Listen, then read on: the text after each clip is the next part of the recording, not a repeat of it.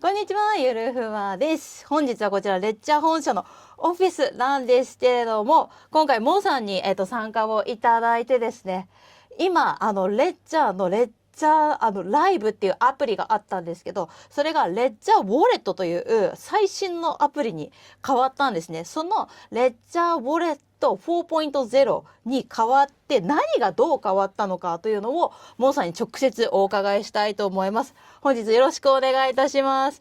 Thank you for joining us and can you introduce yourself?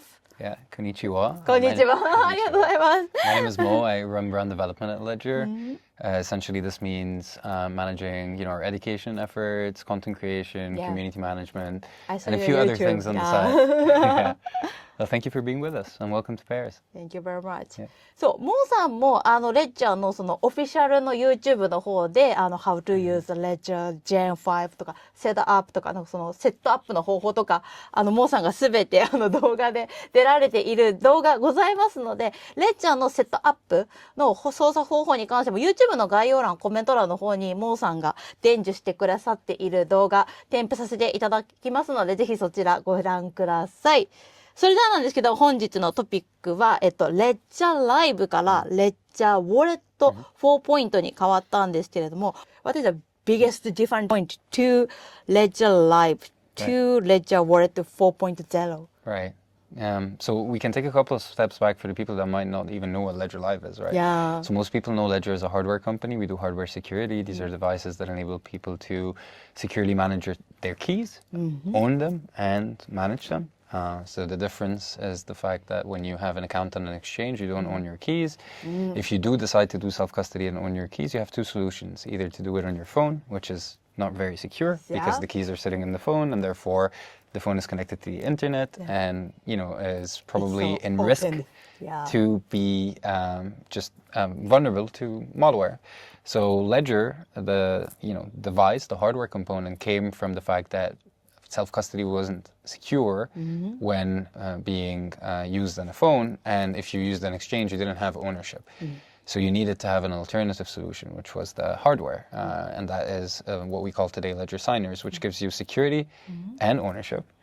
But we quickly realized that people don't want just to buy and hold; they want to access a wide variety of different services. When you have crypto, you want to trade, you want to stake, you want to access DeFi, you want to access dApps, and that one of the biggest barriers to entry to self-custody, secure self-custody, was the third pillar. So we said security, ownership. The third pillar is ease of use, ease of access, and that is great on exchanges, probably very good on software wallets, but it wasn't very good when it came to hardware wallets.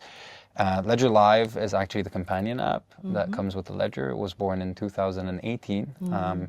And the idea was to start providing a software, companion app that gives access to some of these services. I joined Ledger in 2020, and I think back then we only had one buy provider. You had one buy provider in the app. You didn't have many other services.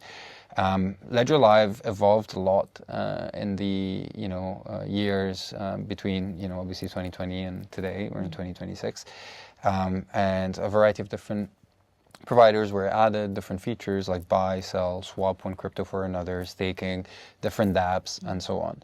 But people still saw Ledger as being a hardware-first company that probably has this companion app on the side that does a few things, but didn't really understand the magnitude of possibilities that were offered through the Ledger Live app. And in October of last year, I think you were with us here for Ledger Open. Yes. Yeah. We announced a rebranding of Ledger Live into Ledger Wallet. And it's kind of an interesting rebranding because at the same time we rebranded the hardware wallet to Signer. Why did we do that? First of all, because most people think that if you call the hardware wallet, that their crypto is inside the device. That's not true. The crypto never leaves the blockchain, and you use that device to sign using the keys that are secure. So that's the first thing. The second thing is that when you think about a wallet, you think about the interface that enables you to do everything that you can, manage your funds, right? And that's why we decided to call the app component the wallet. So Ledger Wallet is now the app. It's the rebranding from Ledger Live to Ledger Wallet. And in October, we announced a few additional features, like cash to stablecoin. You could actually create some sort of an IBAN, a bank account number in Ledger Wallet directly and then send funds to it. We announced a variety of different other user experience enhancements, right? And today, Ledger is as much of a software company as it's a hardware company. The software component of the development of the ecosystem is even more important today because there's a lot more investment that's going into it. And we decided that we would be running a regular cadence of updates to that wallet app interface, and we call these release notes. You know, release notes. Yeah, we call them like release notes in a sense that you have new release cycles. Every few months, you will have a new set of features that will be added to Ledger Wallet. So the first moment happened actually on beginning of April, so it was April 8th, and that was the first wave of new enhancements that came to the app. So on top of the things that you saw in October, you know, kind of the cash to stablecoin component, you had, you know, a couple of other, you know, key announcements related to Ledger Button that enables you to connect Ledger Wallet directly to external dApps. Today, what we bring is a revamp of the interface. So you have a lot more clarity in terms of the assets that you have, the insights related to the market, the type of rewards that you might be able to earn through the Earn dashboard. You even have some great swap comparisons between having access to DEXs and SEXs. And that's what's great is that when you actually, you know, coming back to, you know, the comparison that we were doing at the beginning between software wallets, exchange wallets, and hardware wallets, now Ledger, you know, the Ledger ecosystem brings you the best of both worlds, the best of a software experience combined with the security of a signer. So we're trying to bring forward the same type of user experience that someone would expect from an exchange or a software wallet inside the Ledger ecosystem, but with full security and a lot more options, because you can tap into a DEX provider as a dApp or a SEX provider, all within the Ledger ecosystem. Yeah, that was amazing. The new update is amazing. Thank you. で、今、レッジャーのそのレッジャーウォレット4.0になってから、もうほぼほぼ Web3 ウォレットとか、もうトレーディングプラットフォームとしてのそのあれですよね、中央集権の暗号資産取引所と Web3 ウォレットとほぼ変わりがないぐらいまで、アプリ内がすごいアップデートされています。でも、なんでその暗号資産の取引所とか Web3 ウォレットじゃなくって、このレッジャーウォレット4.0を使う理由っていうのをちょっと詳しく、今の話の中でもね、お話しいただいたんですけれども、お話しいただきたいと思います。So it looks like the Ledger Wallet 4.0, it looks like a crypto exchange and the Web3 wallet. But still, most of the people are using a Web3 wallet and then crypto exchange. What is the biggest point to Ledger Wallet to Web3 wallet and crypto exchange wallet? Right.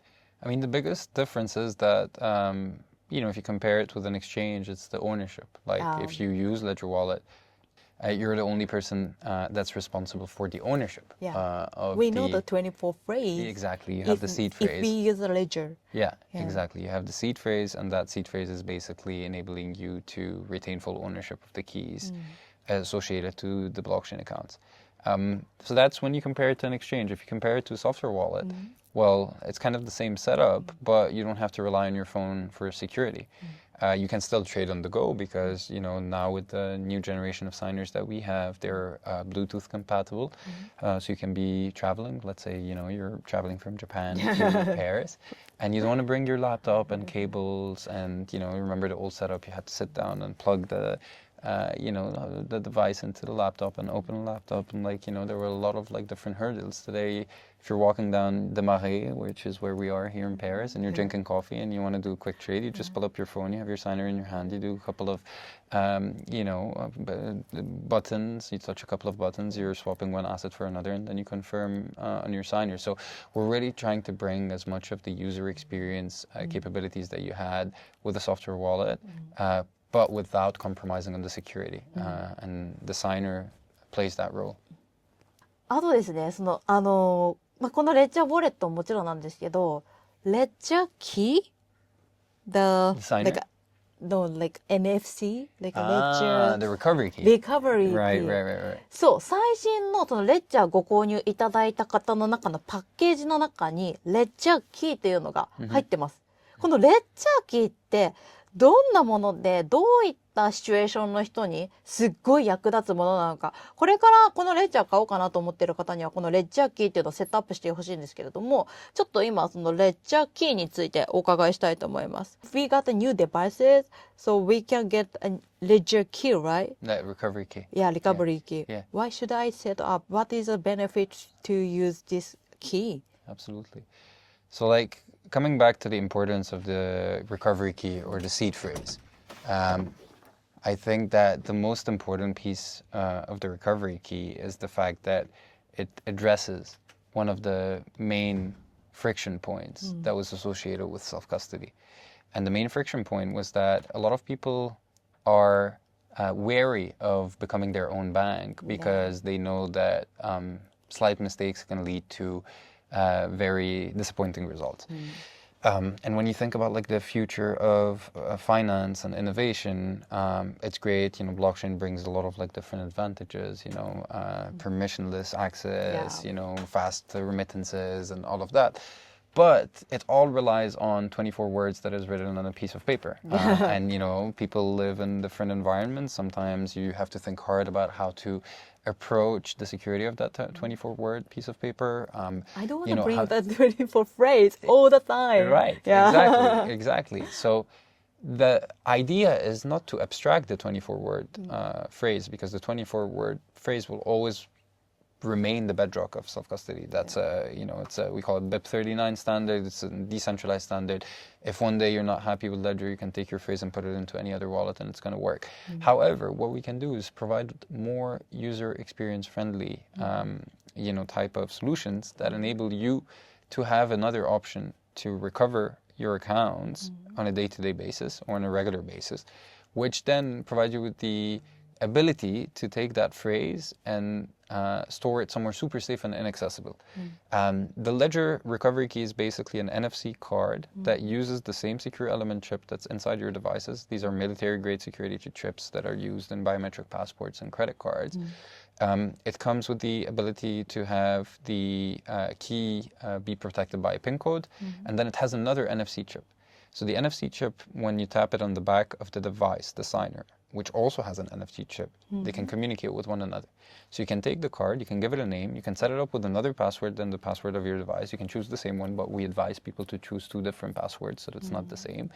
And then once you do that, you can back up the master seed, the secret recovery phrase, onto one key. Each key holds one secret recovery phrase. Each key has a name. Each key has a password. You could basically use 4 cards for the same secret recovery phrase, and then put your 24-word phrase away somewhere super safe. And then these cards, you can leave them around, because if someone doesn't have the password, they won't be able to access that. So you can give it to a friend, or you can give it to you know, a family member. But I'm still worried about You that. could. I mean, depending on how much you trust. Like you know, again, like I think security is always very personal.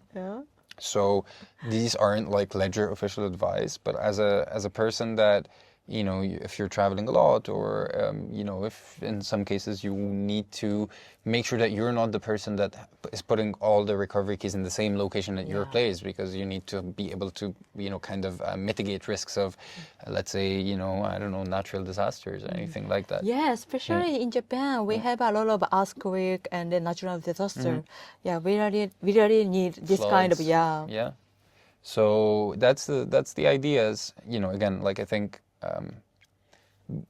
Big freedom brings big responsibility. Our job is to make sure that you are better equipped to carry that responsibility forward, and that comes with different options. So you have Ledger Recover, which is a, you know, a more digital-based recover solution. Like a subscription, right? Subscription-based, that is leveraging, you know, decentralized system and that enables you to you know, encrypt the different shards of your keys and then send them to 3 different institutions and recover them. You have a physical solution, which is the Ledger Recovery Key. You can stay with the paper if you want, or you can bring a steel solution and put, you know, you have, you know, like Billfuddle or CryptoTag and you know, put your word in and steal. So there are multiple options. I think the people that are listening to us will probably resonate more with one option rather than another, and our job is just to provide these options, you know. I see. Yeah. Thank you very much. あとですね、ちょっとまだ日本ではローンチされてないんですけれども、レッジャーのクレジットカードっていうのが今、EU、まず EU 圏の国に提供されてるんですけれども、これからこのレッジャーのクレジットカードっていうのがローンチされる予定となっているので、このレッジャーのクレジットカードのそのベネフィット、どんな特典があるのかっていうのも、これからちょっとモーさんに聞きたいと思います。So I saw the new Ledger credit card on app, but now the Asian market is not open, it's not launched. But we are so excited to this kind of crypto credit card. Yeah. So what is the benefit for this card? So like coming back to what we were talking about earlier, like it started from hardware and now it's hardware and software, and you're trying to expand the possibilities.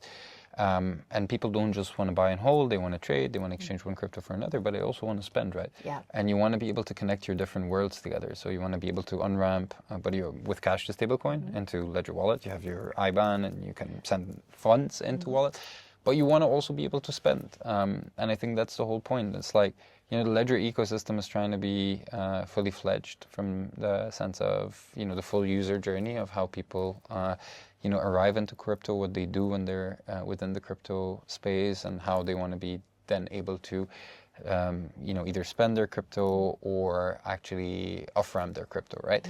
And the credit card is that, like, it's more of a debit card than a credit card, because you're not taking credit, you're just, you know, spending your crypto through, you know, the conversion of your crypto assets onto stable coins or onto fiat. And I think, you know, the expansion of that card is something that we've been working on for a few years, and there's more news to come in the, you know, coming future around just like kind of geographical expansion of the coverage of the card. And I hear that we can get the cashback by BTC, right? Yes, there are some BTC cashback Yeah. options. Yeah. It's so amazing. Yeah. 1%? Now it's 1%? I'd have to double check actually, but there is some 1% BTC cashbacks. Yeah. Yeah. ということで、今キャッシュバックレッジャーのクレジットカードのキャッシュバックがビットコインでもらえるっていうシステムになってるんですよね。なので私も本当にすぐにアジアのマーケットに進出してほしいなと思いますし、こちらもねレッジャーの方からアジア、そして日本にもこちらのクレジットカード OK だよサイン出たらね、私のチャンネルの方でもお伝えしたいなと思っておりますので、ぜひね私のチャンネルフォローしてずっとねこちらのレッジャーの最新情報一緒に追っていきたいなと思います。それでは Thank you very much for joining us。 ありがとうございます。すごい嬉しいもんだ。ありがとうございます。はい、ということですごいね貴重なお話を聞かせていただきました。本当にね皆様の方からもコメント欄の方でモーさんにお礼の一言をよろしくお願いいたします。それでは今日も最後までご視聴いただき本当にありがとうございました。また次の動画でお会いいたしましょう。バイバイ。Thank you. Thank you. モーさん Thank you very much. Thank you very much. Thank you. Appreciate you coming.